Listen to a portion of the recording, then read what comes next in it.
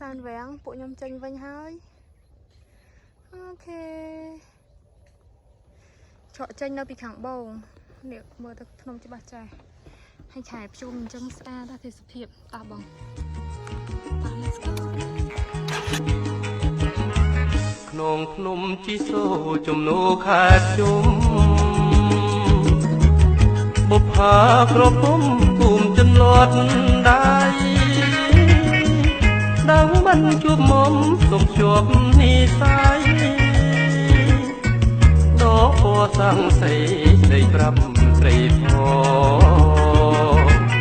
ភូមិត្រពាំងស្រុកនៅជិតគ្នាអំពើពុំងារណាន់ជួបរៀមបងកាញ់ចង់ស្មោះស្នេហ៍អត្រាបែកខ្នងជឿចង់នួនល្អបងសូមសន្យា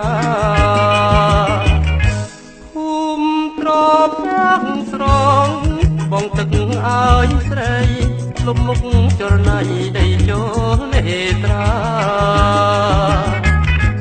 ចូលឆ្នាំឡើងភ្នំមុំកាន់ហាត់ថាមកប្រាំងរៀមរា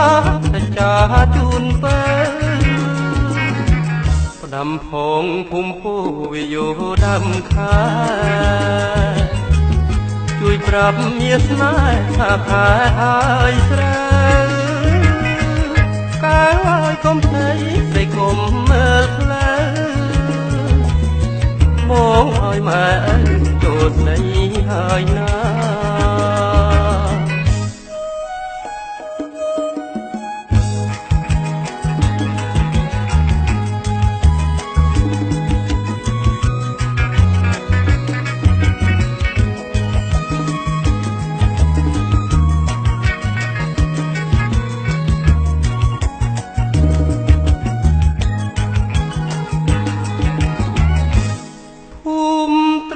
ប្រាំងស្រង